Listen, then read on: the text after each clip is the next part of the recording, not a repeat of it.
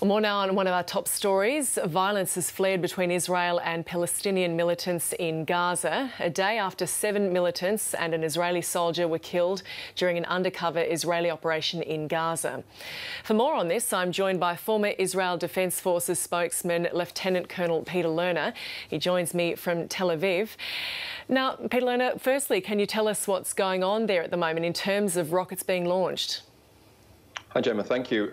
Yeah, there has been an incessant exchange of blows. What we've seen over the last 15 hours is over 400 rockets fired at Israeli towns and communities in southern Israel. From the Israeli side, there has been a response that has been approximately 150 targeted precision strikes. And that is the way up of the current situation. Unfortunately, it doesn't seem like it's going to end anytime soon, despite the fact that Israel is showing extreme restraint on its behalf. All eyes in Israel today or this morning are towards 9 o'clock when the cabinet is expected to convene and discuss the situation, the security cabinet.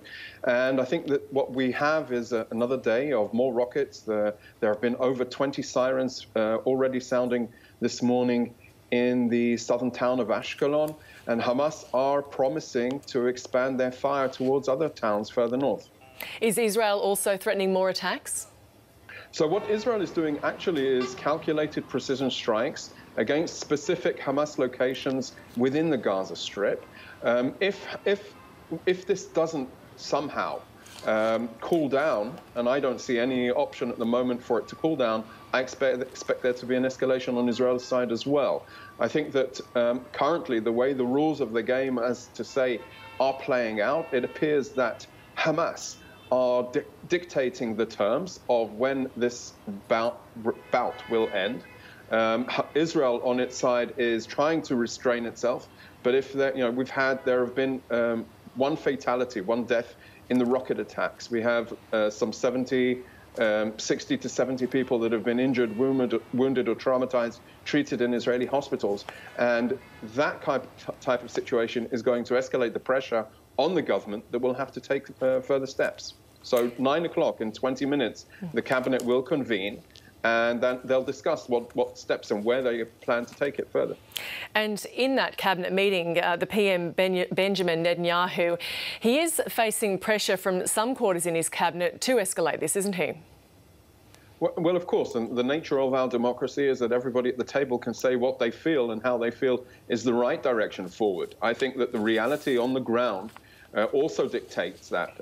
Israel can only go so far. Prime Minister Netanyahu just said earlier this week that there is no real solution for Gaza, and because you can't negotiate with these terrorists. So the reality on the ground will effectively push the government to escalate the situation if Hamas doesn't stop. I don't see them stopping. They have no reason to. What they are trying to do currently is bombard the south of Israel, and that looks like it's going to continue. There's no incentive there for them to stop.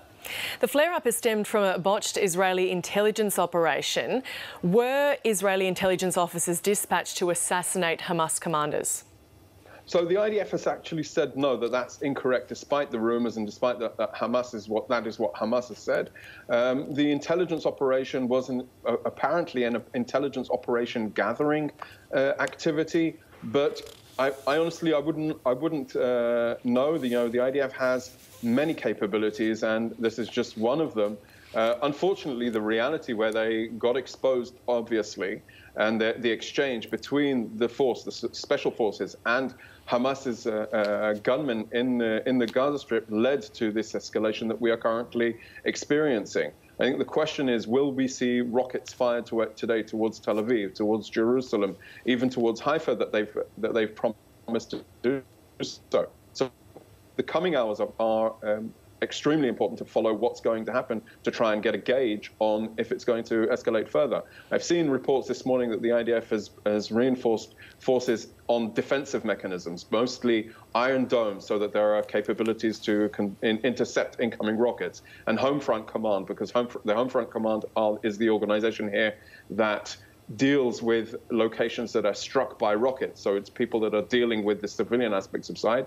I haven't seen any reports yet of recruiting of combat forces, and that probably is something we need to also watch from the Security Cabinet's perspective. And could this long-term ceasefire being brokered by Egypt, Qatar and the UN be scuttled amid this activity? It could be. I think, though, again, everybody seems to understand but more violence doesn't lead to anything different. And therefore, there is a price to pay if there is more violence. And the strategic change that could happen on the ground vis-a-vis Hamas, where they've become pursued to an extent that they have not been before, could realize a situation where Hamas has very little ability to control the Gaza Strip. I'm not certain that that is actually preferential for Israel, but it could be an outcome of increased ongoing escalation. And just last week, Israel allowed shipments of fuel and aid into Gaza. What prompted that decision? So the whole reality on the ground was one where Israel and Hamas were working towards some sort of agreement on the ground that would create a sense of security. The components of increased access to power. So we saw the power station working, and some places that had resumed power for 24 hours a day that hadn't in years.